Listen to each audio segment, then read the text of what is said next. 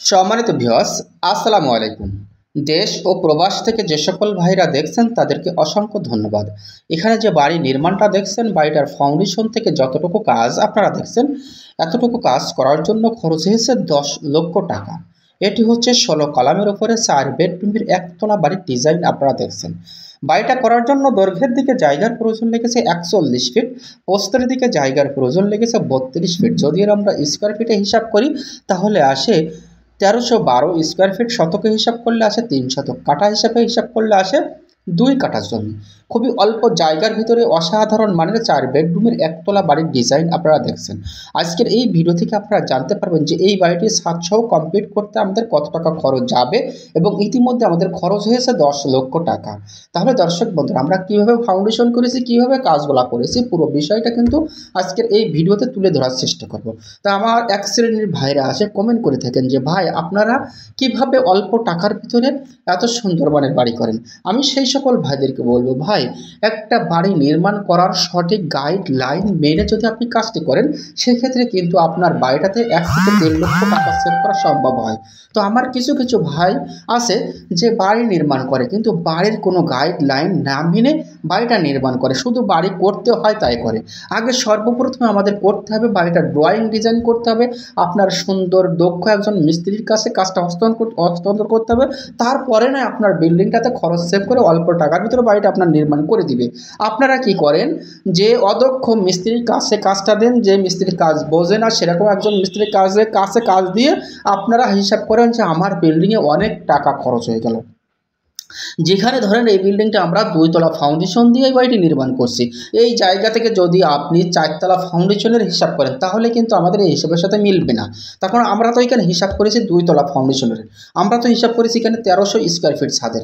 যদি এই জায়গা থেকে একই সেম বাড়িটায় যদি আপনি 1500-1600 স্কোয়ার ফিটে যান, সেই ক্ষেত্রে কিন্তু আমাদের হিসাবের সাথে আপনার হিসাবটা মিলবে না।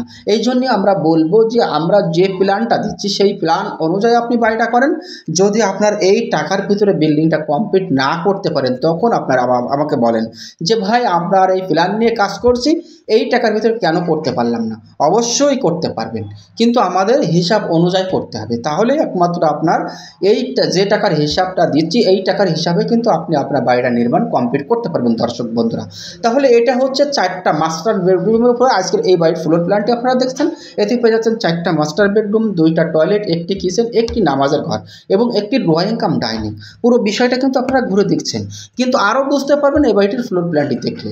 দর্শক বন্ধুরা, ইতিমধ্যে আমাদের খরচ হয়েছে কত বলেছি, 10 লক্ষ টাকা। তাহলে এই বাড়িটি ছাদসহ আমাদের করতে গেলে কত টাকা খরচ হবে, যদি আপনারা একটু যে হিসাব ধরেন, হিসাবটা বুঝতে পারবেন যে আসলে এই ছাদটাতে আমাদের কত টাকা খরচ হবে। এই বিল্ডিংটা ছাদসহ এই বাড়িটি কমপ্লিট করতে আমাদের 14 থেকে 15 লক্ষ টাকা খরচ হবে। 14 থেকে 15 লক্ষ টাকা খরচ হলে আপনি এই বাড়িটি ছাদসহ আপনি থাকার মতো পরিবেশ করতে পারবেন।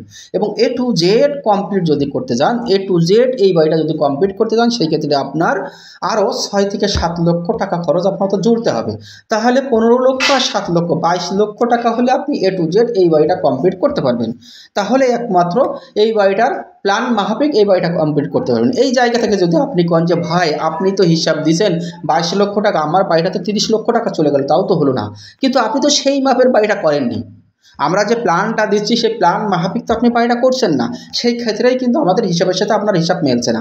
অনেক সময় দেখা যায় আমরা যে বাড়িটা যেই জায়গাটা করছি, যেই জায়গাটা থেকে করছি, আপনার জায়গাটা হয়তো নিচু জায়গা, আপনার জায়গা থেকে হয়তো ফাউন্ডেশন বেশি করছেন, সেই ক্ষেত্রেই কিন্তু আমাদের হিসাবের সাথে আপনাদের হিসাব মিলছে না।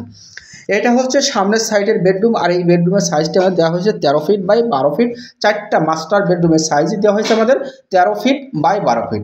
টয়লেটের সাইজটি দেওয়া হয়েছে আমাদের 8 feet by 4 feet, 8 feet by 5 feet. 2টা টয়লেটের সাইজই দেওয়া হয়েছে একই।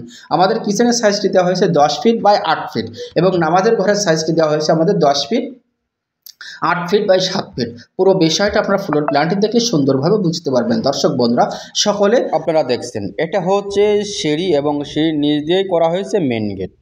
আর এই মেন গেট থেকে ঢুকেই আমরা সর্বপ্রথমে পাবো হচ্ছে ড্রয়িং এবং ডাইনিং। মূলত এই বাড়িটা ফ্লোর প্ল্যানটি সাজানো হচ্ছে 4টা মাস্টার বেডরুম করে দেখছেন।